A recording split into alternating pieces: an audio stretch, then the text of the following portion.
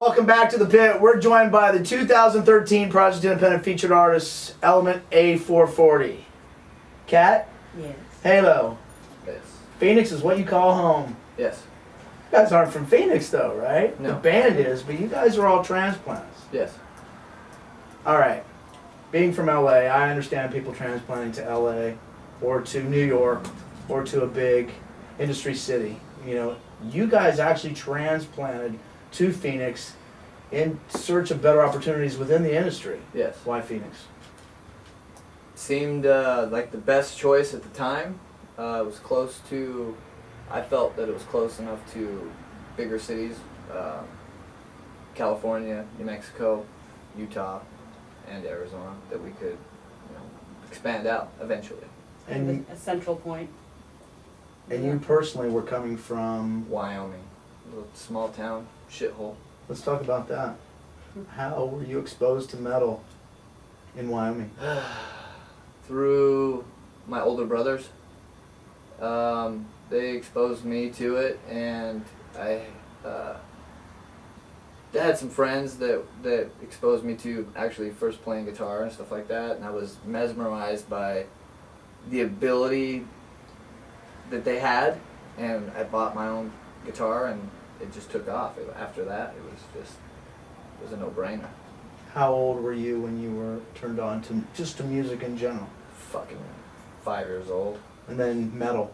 Was that... Like 16, like 15, 16. I had a choice to get a car or a guitar. And I decided to go with a $100 guitar. So that's where I started. Kat, what about you? I started playing music when I was 4. Actually, I started out on the violin, same age as Halo was when he first started listening to metal. And up until that time, all I'd ever heard was classical music with the violin. And a friend of ours, Johnny Black, played Sex Pistols for me. And I went from punk into the metal and into the industrial. And it was so much more chaotic, and there was less structure. Got to do things like you were allowed to play really loud in classical music. I got to be as loud as I wanted to. And anything and everything that caught my fancy after that. I switched over from the violin to the bass. The bass. Let's talk about that because I've seen you on stage with your bass. Yes.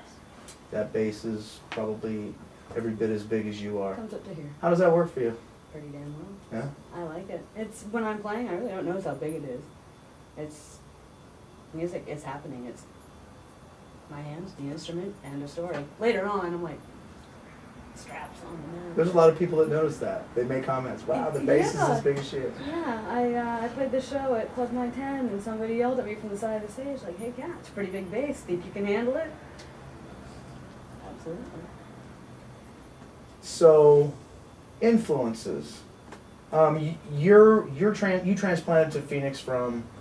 A little tiny town in Northern California called Toll House. Where is that close to? Nothing. Something that... It's about an hour north of Fresno. Okay. Way up in the Sierra Mountains. So, what were your first experiences to music and then, more importantly, to metal? My very first experience in music was actually a mariachi band. I saw somebody playing the violin, and I was like, fell in love with that instrument. And metal was 15 or 16. Up there, we didn't get radio stations, we didn't get TV stations. We had bootlegs and bootlegs and bootlegs from friends that just brought them in everywhere. I think the first metal band I actually heard was probably Metallica. And you? First metal band I heard? What was your first inspiration or first contact with metal? It would probably have to be like Metallica, Obituary, Slayer, Megadeth. Now, the thing that strikes me is interesting is you both come from small towns, different parts of the United States, but small towns nonetheless. And it seems to me like you both had early experiences with music. Yeah. Mm-hmm. But it seems to me like you both made that transition to metal around the same time in life. Yeah. Any relevance to that? Coincidence? You know, Relevance? 15 or 16 is a pretty transitory age for anything and everything. You stop listening to what you're told you ought to be listening to. You stop playing what you're told you ought to be playing. And You just do what you want. yeah, you start pulling it in and forming your own worldview and your And own when music. when you listen to it, what's not to like? I mean, so Plus everybody's it pissed seems off so at 15 simple. or 16. you know. So let's talk about the music that you play now. Obviously, there's a lot of classifications going on out there. A lot of this, that, people wanting to refer to certain styles of metal as this subgenre, that subgenre. What are your influences, and how do you feel that your band fits under the whole metal umbrella? My personal influences are Pink Floyd, for one. Not metal, but they're fucking badass. Yeah. Secondly, would be Nine Inch Nails, because of electronics, and it's just heavy music. It doesn't have to be, dual guitar, fucking, doing kick-ass licks and shit like that. To me, I've evolved from that. I used to have a speed metal band, and that's all we did. I wrote technical guitar tracks, and I lost myself, and the music, the song was lost inside of that. I was more interested in writing complicated parts as opposed to writing a good song. And I said, fuck that. I'm gonna write a good fucking song, and I don't care if anybody else fucking likes it. I think with a classical background, when people ask me what my influences are, when you're playing classical music, you're not really allowed to have an influence.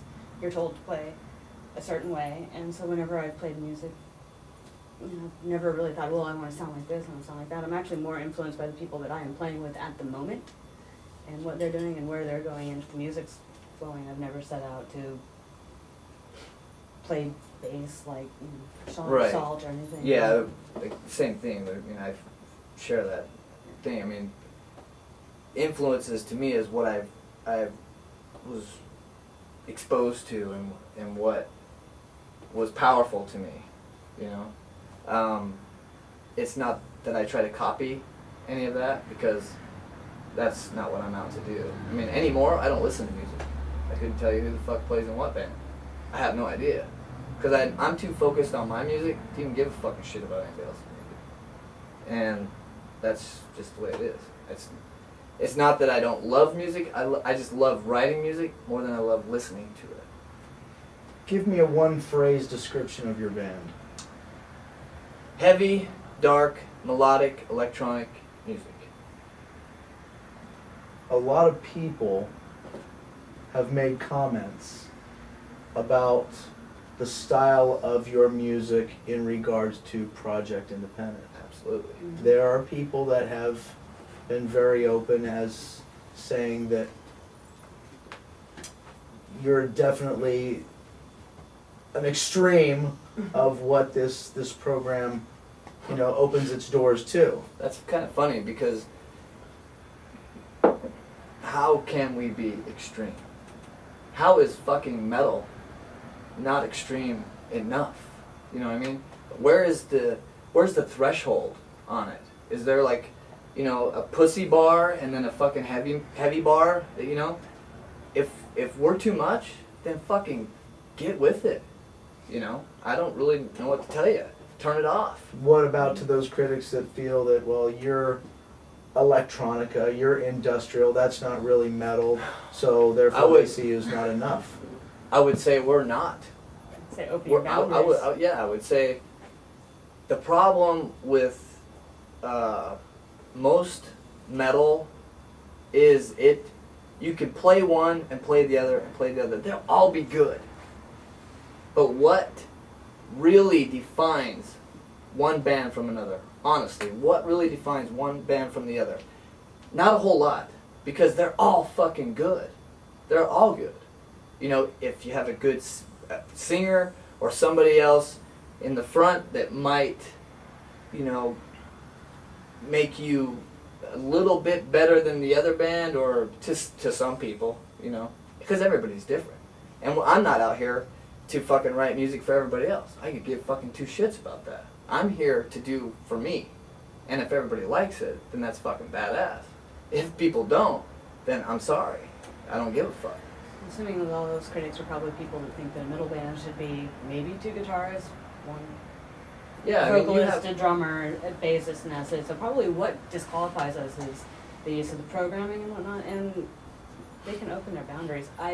We could spend the rest of our lives writing music according to somebody else's definition and never write a song that everybody liked. right, absolutely. I think it's So all bullshit. We're gonna be criticized for something. You know, Tom Petty said something in an interview a long time ago that I picked up on. And he said, you know what? If you're tapping your foot to it, you find yourself tapping your foot to it, you fucking like it. But it's up here is where you change it. And you say, nah, I don't like that. And why? Because your friends might not like it, or fucking somebody else might not like it. Fuck that. Tom Petty had it fucking figured out.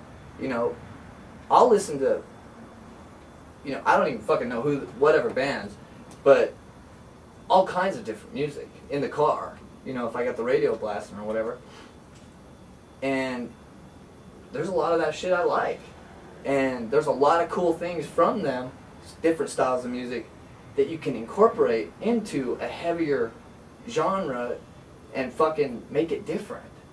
You know, simple is good.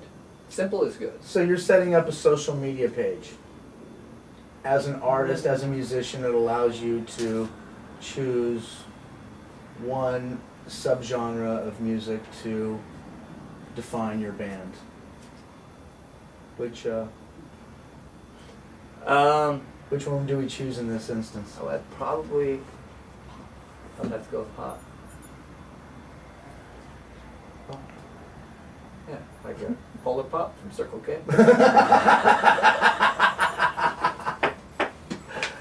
I would say it's fucking vomit. You know what? We'll create a new fucking genre. It's called vomit. That's what we are. It's fucking vomit. There's always a category Because called other. what we do is we put our fucking fingers in our throat and we fucking spew it out. Whatever happens, I don't care what you ate the night before or whatever, that shit's coming out. And whatever it comes out as is what it is. You just fucking clean it up or you fucking deal with it. So when I go to your Reverb Nation page right now and I pull it up and it has the defining word to Element You know what? A440 is a blank band. Rock. Yeah, Rock band. Okay. We're a rock band. Okay. Because society has made us label ourselves. And since we have to label ourselves, I have no idea what to label ourselves. And you know what? If you ask any other band, they're gonna answer the same fucking way because nobody wants to be fucking labeled. That's why I named the band Element A440 because I can go slow as I want to. I can go as melodic as I want to. I can be as passionate and I can be as extreme as I want to, and it's still the element of music. 440 hertz resonates to key of A. So, I can do whatever I So want. you can take that question off. It's not like, you know, a simple band. Megadeth. You know, write a love song, dude. I mean, they have a Tulamone that's cool as fucking shit, but it's still the same format. 2 guitars, 1 bass. I can do what the fuck ever I want. I can fart on a snare drum and make it fucking sound good. We're in the studio with Cat and Halo. Element A440. They're going to be going on the Project Independent tour this year. We're going to talk about their process, getting them here, getting them all the way through the selection process, the voting, get into their heads a little bit, see what they were kind of going through on their end back in Phoenix as all this was going down. We're going to take a quick break. We'll be right back. And welcome back to the pit. Today we're joined by Cat and Halo from the band Element A440, this year's Project Independent featured artist. Let's talk about that process. Let's go back to you guys get involved in this. I know that you guys did this in Phoenix, so you did it through Tony at Mosh Pit Army. Yeah. Let's go back even further. Let's talk about your relationship with Tony. What's that been like? What's that all about? What's your relationship with him as a promoter, with other promoters? I mean, you guys have been pretty active coming into this program. Yeah. At first, it was really hard to get in with Tony. Like, I don't know really what he thought. I've talked to him before with you know, I'd go see another band, a band called Mad Life. I went and sat in their tour bus, and it was a Tony Mosh Pit show, And I sat and talked to him, and it's like, yeah, dude, you know, you should have these guys come and play with us. We can put them in front of a couple more people. I mean, they played to an empty house, pretty much. And it was cool, but it just didn't really seem like he was busy. He was preoccupied. There was a lot of bands, and we're really not like the bands that he booked. And it just didn't seem like we'd ever really get a chance to get in with him. And when the Project Independent came up, that was all, this whole thing spiderwebbed off of Graven, because he's actually been to your shows. When was that? The guitar in there. A Gory Tour and the Nine Tail show. I worked that show. Yeah, he was actually a sound guy, and he was talking about it, and we looked it up online, and we checked out your website, and I'm like, I saw the tour dates, how rigorous it was, 60 days, 4 days off, that's what I remember. And I was like, we need to fucking be on that, dude, because that is fucking badass. And it was that simple. We submitted to Project Independent, we did the Tony Mosh Pit thing, we sold as many tickets as we could. It was a very, very hard night for us, because that night, who was playing? There was like, Korn was playing. Yeah, there's Korn was playing. Korn was another playing big show, too. at the Arizona Coliseum. Coliseum, and then what's the other band? Combi Christ. Combi Christ. Yeah, Combi Christ drew a lot of the So, industrial electronic crowd. Like pretty much all of our fans were gone, so we didn't have like a huge draw that night, but we did what we could. We pushed it and we fucking worked our asses off for it, and we didn't really go into it with any anticipation. We were already busy doing a bunch of other things, that when we played the show, we were just playing a show. We really didn't put any thought into it. We didn't really anticipate getting to this moment right here. We never How did. was the show? How was the whole Project Independent experience It was presented to you? fucking awesome, dude. How was it presented to you? It was presented to, like, I'm going to go back again to when Graven presented it to me. Because when I saw it, without knowing anything about it, I was like, we need to be on that, because it was fucking, it's huge. To me, like, any band that doesn't, that sees the opportunity and doesn't take it, they're shooting themselves in the foot, because you have to go for it. And we just went for it. I mean, it's huge. It's huge. I don't care if we're playing in a field for a bunch of fucking cattle and one person. I don't give a fuck. Like, if we're playing every fucking night, 4 days off, 60 nights, the United States, that's fucking badass. That's the way I feel about it. And mine, to be honest, this was booked when I joined the band, so I had very minimal knowledge of what it was, but I did attend the workshop. Griffin and I both went to that. I was actually, like I said, unaware of how big it was, but I was fairly impressed with it. I didn't realize how big the scope was, and how much reaching out you were doing to the individual artists. So Yeah, it's just a cool program. Like, everything around it, it's about building a fan base and building a brotherhood with everybody. That's what it's about. To me, that's what I get from it. It's what it's about, but I think on the surface, everybody takes it for what it is once you strip it down. Yeah. And that is because it's always going to have this prize package attached. Yeah, to yeah, it. yeah. But I like what you said with the PF, with the artist, the network that you were trying to set up, and the web that you were trying to build. That was what really, really caught my attention. I was like, oh, so this isn't like a one shot, and if you don't make it, you're forgotten. But that's cool. You're but you constantly creating something and keeping it going and keeping it alive. see, but that's cool. But as from the outside, you were further in at that point. But before that, you're seeing it as a contest, and a lot of bands see that, and they see that as a contest, and they're like, fuck that shit, whatever. And we saw it as that. We saw it as an opportunity. We didn't really, we don't care. We just go for it. We just do what we do, and that's it. There's no really expectation out of it. We don't expect shit other than to play a fucking show and to hopefully win one fucking fan from that show. That's all we, when it really comes down to it, that's all we really give a fuck about. And playing. Now, And playing, that's the core. when Tony reached out to you guys about doing this, did you know at that point that we had implemented the webcasting? I Actually, didn't no. until your seminar before that. Yeah, and then immediately after that, I posted on Facebook, like, if you're not here at this fucking show and you're sitting at your fucking house, If you missed and it, you're not yeah. this place or this place, get your fucking asses online and fucking check it out. Mhm. We were immediately, because I was obviously running fucking late, I was doing my hair, couldn't get a comb through it, Right. but I was posting that shit while these guys were at the seminar. It was very, very busy for us. It was a very, very busy time You got for a us. text from me saying this is being broadcast. We had You just need to did push the that Play-Doh out. thing with 98 KPD. We were the finalists out of that, won or lost by a coin flip. All 5 bands that were the top 5 bands, you know, they had to pick from a coin flip. So there was that we were dealing with. A lot of things we entered, we had no expectations. We didn't give a fuck about the expectations. It was just about exposing ourselves to new people. You know, in a- you're in a getting trouble musical by way. exposing it. Yeah. Yeah, we don't want to expose ourselves to very many people You're the one. that way. You have a problem with that too, but anyway. Next question. So, you go through the showcase experience.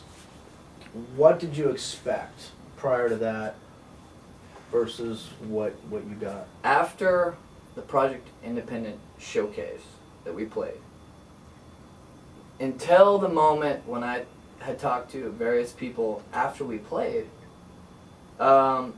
what I remember is setting up the banners and you helping me get the banners at least centered on the stage through camera and all that stuff, and that was cool. I took note of that because like things like that people give a fuck about. Those are tiny little fucking gestures, tiny little things that people think about that shows they give a fuck. I didn't know you. You didn't know me. But you told me, a little bit to the left, okay. And I'm like, Precision. glued in on that instantly. I was like, that's fucking badass because he gives a fucking shit about what he's doing. Just want to create a good product, you know? People Absolutely. at home are watching. Absolutely. And And if we that's, can scoot the banner and a foot to the left to center it on the stage, and that means you give a fuck. And that is fucking badass. When people give a fuck, that's when you have something at the core, whatever it is. We could part ways in any different aspect, political or religious, whatever. But when you break it down to the musical core on something that you're doing like that, that's the core. That's the thing that really matters. And that's, I felt it and I knew it at the moment. We played the show. After the show, we got a little bit of feedback from people, and they were saying, you know, stick around, talk to Jeff, 10th hour, fucking badass. Ashley is a fucking badass motherfucker. But, got a little bit of feedback from people, and after talking to you after the show, a lot of things that we had already said around our table at rehearsal. Said in your workshop. You said in your workshop. And it made everything that I've said, he said, she said, and he said, concrete. In that moment, it made it concrete. We already won. Right there. We couldn't have, if we didn't get to this point, we had already fucking won. That's where I'm going to it.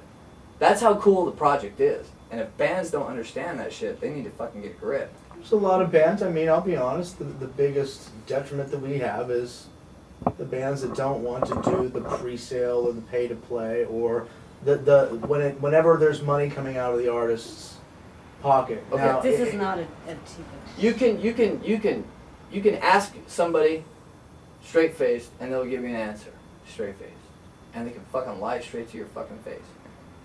When it comes down to it, the people that fucking put the fuck out are the ones that are fucking doing it. You can sit there and walk the fucking, you can talk all this fucking bullshit all day long. But if you want it, you're going to fucking get it. That's the way I feel about it. If you want it, you go for it. No ifs, no ands, no buts about it. You just fucking go for it. And that's what I got from Project Independent. When I talked to you, honestly, and you might be offended by it, but I saw me in you. I really did. Because it was everything you said that we have already said before at the table. You know, it was fucking badass for us. At that point, right then, after that moment, we'd already won. Fuck everybody else. We didn't give a fuck about any of the bands. As far as winning, because we had already won. That's the way I feel about it. The knowledge that we gained is way more fucking important than anything else. So you do your performance. How do you feel that was? How did you feel that was prior to us having a conversation at the end of the night? Our performance that night was, I would give it a 5 out of 10, honestly. Because for me, I wasn't up on it. Yeah. Because you know what? We can always do better, but that night was just an off night for us. It really fucking was. We are better than what that is. And I can see where other bands are out there going, what the fuck? We lost to these motherfuckers? And honestly, I just had one incident. Kat, you look like you may have a difference of opinion. What's It was a good show for us. We do have a tendency right after our shows to, while everybody's still doing their thing, like, okay, put everything away, what'd you score it? And we always give it like a 1 out of 10 and explain why. We thought that. What constitutes a good show for you? What makes a show good? Is it the attendance? Is No. it the energy? It's What the is energy. it? What is it? It's the 4 members on the stage. That night, we were all there. But it just wasn't the 9s and the 8s and the 7s that we've had before. That's all it was. I was mostly laughing because there was a huge volume difference between my mic and Robin's, and I didn't realize that until I went up and I'm like, whoa! I had to back up. There's a couple parts on the video where my voice like punches over everything, and every time I see that, I just You know, we can sit there. My bass playing. we could that tear it night was apart, like, fine. with a fine tooth comb and all that stuff. But 5. we've had shows. We've had really bad shows. No. We've had really bad shows, like epic failure shows. You fucking try to swallow that and walk off stage with a fucking head held high. It doesn't happen. We've been to the bottom. Let's talk about the failures, dude, because everybody always wants to hear That's about the bad Yeah, shit. So because- let's talk about the failures. Because what? Because we are a industrial / fucking rock pop. What are we? Pop rock. Glam. Miracle Fucking. Black Crust, Electro Glam. Exactly. What was that again? Electro. I forgot. Come on. Since we are that, The failure. relying on a click track when you're playing in a band like this can be catastrophic. And one show we had sold a shitload of fucking tickets to. It was Almost 100 tickets. And our computer completely crashed. Yeah, it was Crashed. That was There before was- I was in there the was- band, but I was in there the was a- audience that night, and that it hurt to watch. There was a couple attempts, and then I admitted defeat. And I threw a fit. I put a couple holes in the van, and I acted like a little baby. And everybody else in the band kind of held the glue together because I was done. I had a 0 show that night. And Robin pulled you off stage and said, "Hey man, if you're gonna do your thing, Yeah, just go over there. Go over there 'cause, and do you it." know, we got shit to So what did you learn from that? do. What we learned is that the Not to use people. computer anymore." The people, technically we learned a lot of different things. Not to rely on one source, we rely on a backup plus a backup for the backup, and a backup for the backup, and a backup for the backup. You got that. And for the other thing, we learned that when people come and pay money to see us, they deserve to see us. So what we did is we threw a free show a month later, a fan Everybody appreciation was show, invited everybody back, and said, we're going to do it again. If you're And that took a lot to completely fail. We had fans sitting there for fucking probably 25 minutes, 30 minutes, Patiently. That would be patiently interesting. waiting for us to get our shit together. I just couldn't do it. There was a glitch somewhere electronically through the lighting or something that was fucking shit up. I couldn't figure it out. At that point, my brain was scattered, and I just wanted You to were leave. done. I was done. I wanted to leave, get the fuck They'd have a out of couple here. false starts, and then they'd get going, and then it would go back down again. Yeah, and they it was just couldn't get complete back mayhem. up. And so we have been to the bottom, and not to the bottom in the studio where we're surrounded by porn. We're on a stage surrounded by human beings, our fans, people that pay fucking money to see us, and that is weight. And that was a good lesson in appreciating the audience too, because they did sit there for 20, 25 minutes, and shit, Phoenix, you guys are lucky you didn't get People beer cans saw thrown people at saw you. us after, you know, we would be going out to other people's shows or whatever, and they said, "Oh man, you know," they would never be like, you know, fuck you, dude, you guys suck balls. They're like, Yeah. dude, we feel so bad for you We heard guys. a That lot, had to yeah. have been like so terrible. We were like, yeah. There was a lot more of that suck rather than you suck. Yeah, so there was a lot of respect from people, and they understood it. So we gave back to the people that bought the tickets, because that's what we need to do. Because as a band that sells to a fan or to whatever, you know, they're paying for stuff. Was that a fart on a snare drum? No, there's Oh wait, that's right. don't fart on the Anyways, that's the way it is. I mean, when you break it down, that's the core. It's respect, because without the fans, we're nothing. And people can fucking talk shit and fucking say whatever they want. That's the way it is, because it's like a fucking tree falls in the forest. If it fucking falls and you're not there and the ear's not there to hear it, it doesn't make a sound. Well, fuck. If a fan's not there to hear your fucking music, what the fuck are you? You're a fucking garage band, dude, that's sitting. studio. You might as well just fucking, you know. So you do your showcase event, you do your performance, I pull you aside, we wrap. You guys see that you've done pretty well, and that we're going to go ahead and introduce you to the panel and let you take place, take advantage of the online voting or whatnot. At that point, what's the thought process? 110 miles an hour. It was actually kind of amazing to get the response from you that we got, knowing that that was the last night of your tour. You had to be tired, jaded, burned out, ready to go, and the fact that you stuck around for that was,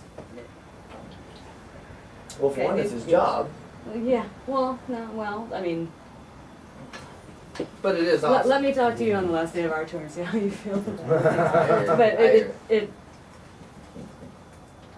it wasn't something we necessarily like anticipated. We were sitting there, we were hoping we were gonna get there, we're working for it, and then knowing that we were gonna have to do that, we suddenly realized, I'm like, we got a lot of work to do with this starting tomorrow. Yeah, I mean, Yeah, and we turned it immediately. up. We turned it up like a fucking a million. You know, we didn't fuck around. Like, if okay, now we have an inkling of a shot at this. Mhm. Let's fucking do it. And when we go for something, we go for fucking to succeed. We don't go to fucking half-ass anything. We don't half-ass fucking shit. So I mean, that's just the way it is. So the voting starts. You guys are going through this month-long process. You guys were pretty much in the lead of the voting, or in the top 5 of the voting the whole time. So you're thinking, okay, we're going to fare pretty well on this. No. You obviously knew. No. Well, you knew how you did with the critique. Yes. Right. Yes. So you knew. But we did not know how everybody else did. Correct. Yeah. But so the critique was awesome, and what we talked about after the show, we won. But once it advanced after that, we were still the underdog, and we didn't.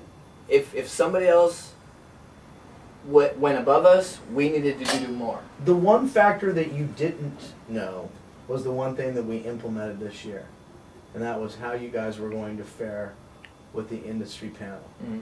That was the one Yeah, factor we that were- you didn't have. Yeah.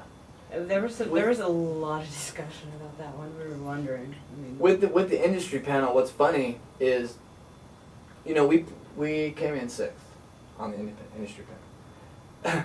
That record was recorded by me in my fucking apartment bedroom mixed by me, and that's it. Like, if we got a 6 from that, then fucking A, dude. But as are a lot of, most of the bands that came this far had that. Yeah. It has almost become, well, it has Just, become. especially with all Yeah, the software. exactly. and But that record was done in 2004. 2004. That's all we had. Had we had the new record, we could have landed that off to the industry panel and felt better.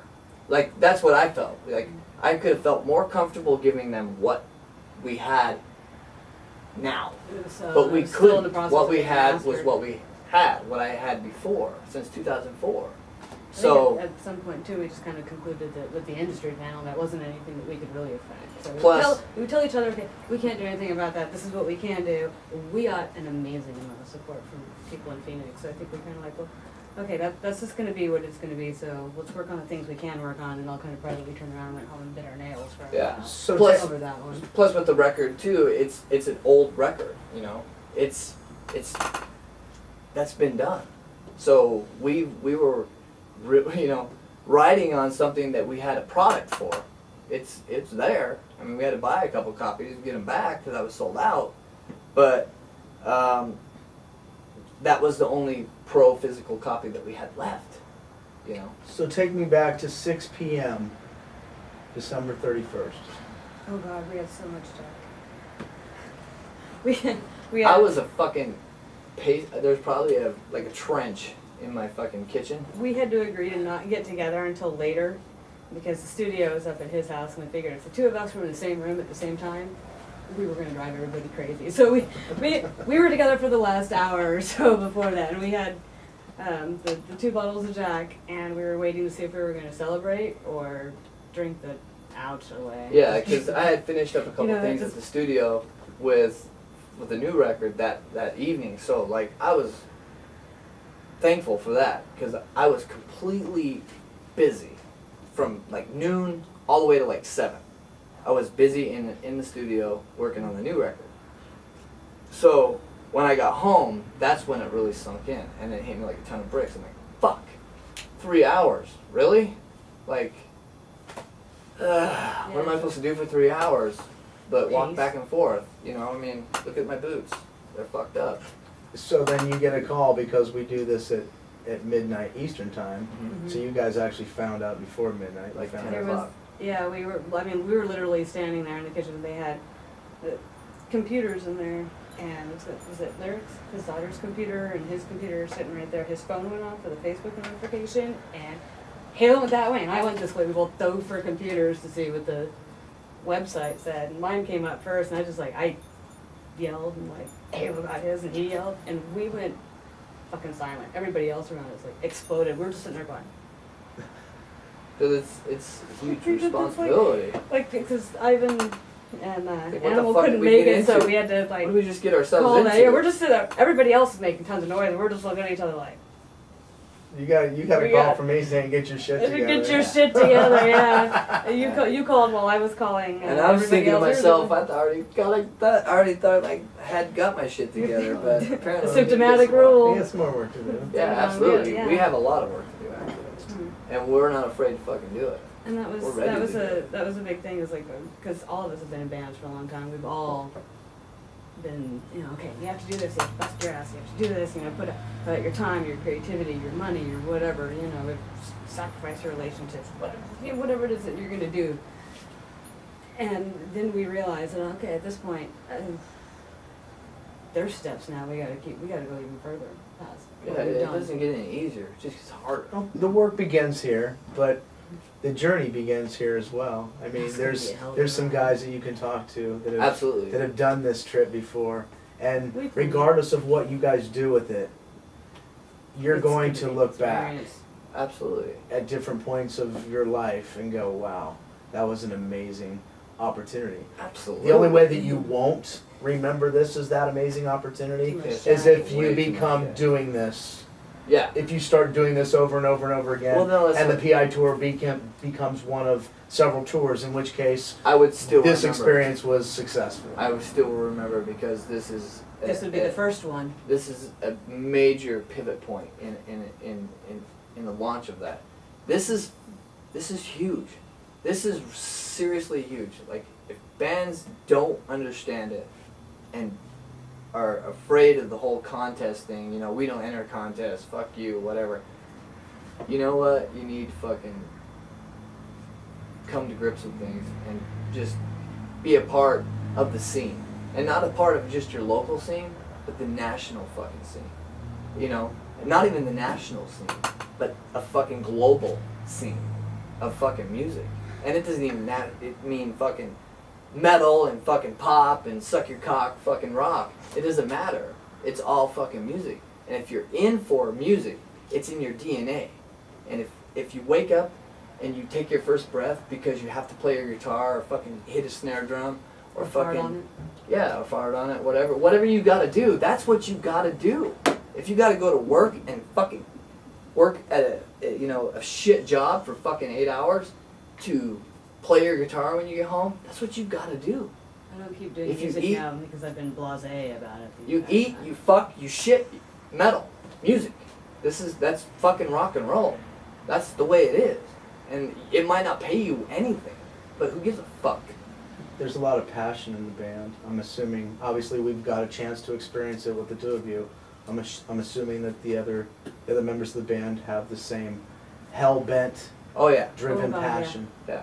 I am hell-bent. That's- This is part of my DNA. That's one of the reasons the four of us work so well together, is it's getting I together. cannot do without it, because if I do without it, I will be a miserable fucking prick, and I will either need to put a fucking bullet in my head, or somebody else will need to put a bullet in my head. Let me close this with one question. Yeah. Who wants it? I fucking want it. You want it? Right fucking now. I say In we go. in relation to you, your music, and what you want to accomplish, define success. Success for me is playing fucking rock and roll and paying my fucking bills. That's what success is for me. Playing fucking rock, playing and being able to support, be a provider. That's what rock and roll, that's what making it is to me. It's not about all the bullshit that goes with it. Though, I will say, there is a clause. It's a symptomatic rule I'm going to make up right now, 666. And it says that everything is free game. Every fucking cover of every magazine, every fucking roll of fucking, every sticker above every fucking roll of toilet paper needs to be us. Everything. You know, when you wake up, that's what it is. It's fucking rock and roll. Right? There you have it. It's fucking rock and roll. It's Element A440. You're going to be seeing a lot of them this year. You're going to be hearing a lot of them this year. And in the meantime, everybody can catch you online at... www.elementa440.com. There you go. Like I said, check them out. Their .coms or .nets or social networks, obviously full of all their content. For all you lazy fucks who just like to come to our page, check us out there. Our YouTube page has a lot of their concert footage from this last year's Project Independent tour as well. Any last comments, any last thoughts, any last things you want to tell everybody watching? I would like to thank everybody that has helped us along the way, from all the fans to all the hams that have been involved with the band, who suffered seizures, heart attacks, concussions, in helping us make things happen. A lot of people And- donate their time and creativity, and a lot of people, when they saw what we were doing, they pushed for us. On their own free will, their own spare fucking time, their own spare fucking dime. We have people To in me, France and Sweden. When you're sparing your time is worth more than money, because I can pay you fucking $1,000 and it's done, but I can never pay you for your time. Like the time. Your time is gone. So when somebody puts their time for free into this band, they are here inside of me. They are my brother. They are fucking important to me. There you have it. That's it from the pit. Till next time, keep your feet on the ground, your horns in the sky. See ya. Thank you. so bad. Yeah. We get it in. How much time we got left?